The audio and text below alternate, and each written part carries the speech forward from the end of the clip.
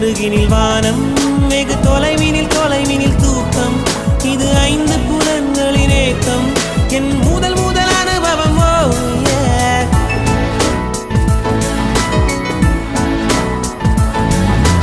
ஒலியின்றி உதடுகள் பேசும், பெரும் புயலென வெளிவரும் சுவாசம்.